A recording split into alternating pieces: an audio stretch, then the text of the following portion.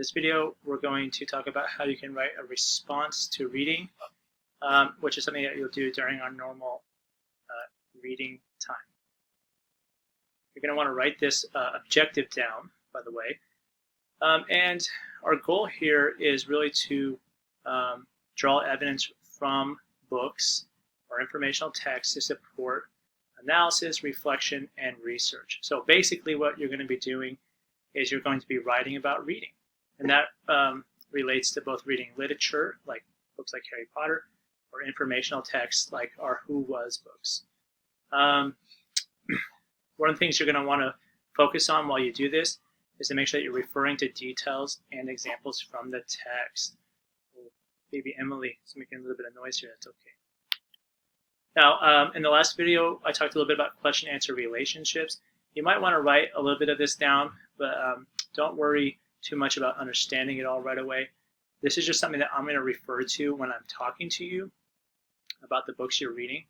And it'll help you to think again about what kind of questions you're answering. So is the answer right there? Is the answer in the book but on multiple different pages?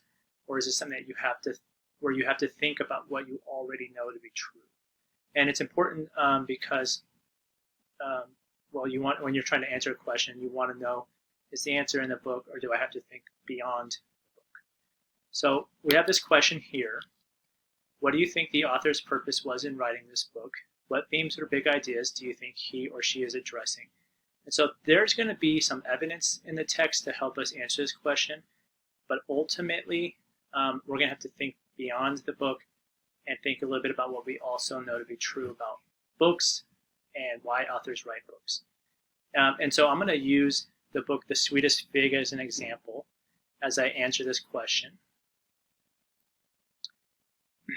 You might answer this question based on what you know about the books that you're reading during individualized daily reading time. So here's my response. I'm also showing you this, again, to help you see what a good example of a response to literature is, or just writing about reading, what it should look like. So here's my response. You can go ahead and read it. I think the author wrote this book to entertain. The book is fun to read and has funny scenes, interesting characters, and magical figs. I also think that the author wrote this book to teach the reader that you reap what you sow, which means that you get what you deserve. I say this because Monsieur Bibot wasn't a very nice person. He didn't let his dog bark or stop to smell the flowers. He wouldn't help the old woman once he found out that she didn't have any money. Bibot had magic figs that could make his dreams come true, but he was turned into a dog because he was a bad person. Ultimately, Bibot got what he deserved.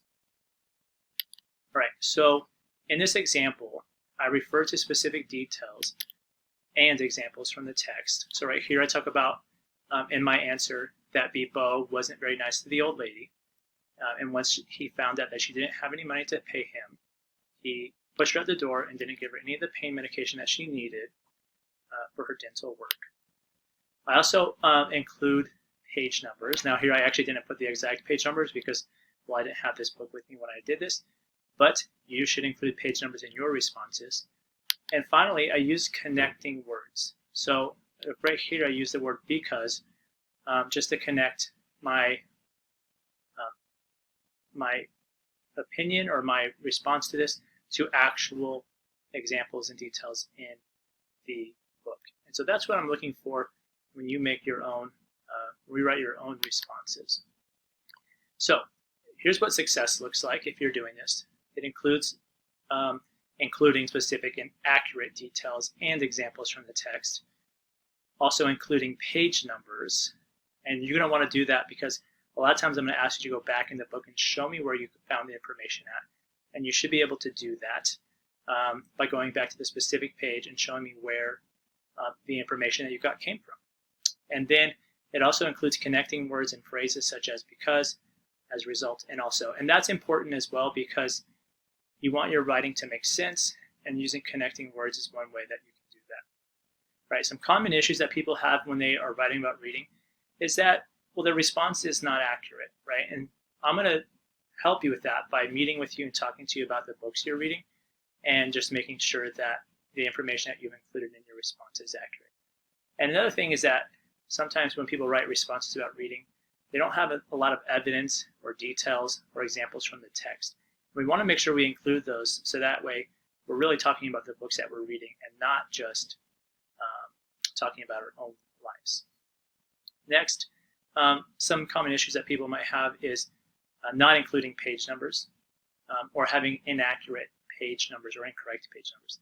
And that's a problem, again, because you should be able to show me where you got the information in the book. And then finally, having a response that is not very clear is also sometimes something that happens, then we want to make sure that we're careful about.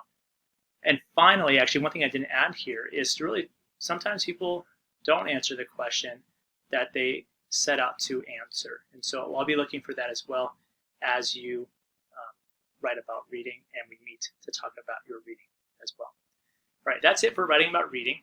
I look forward to seeing what you have to say about the books that you're reading. Bye for now.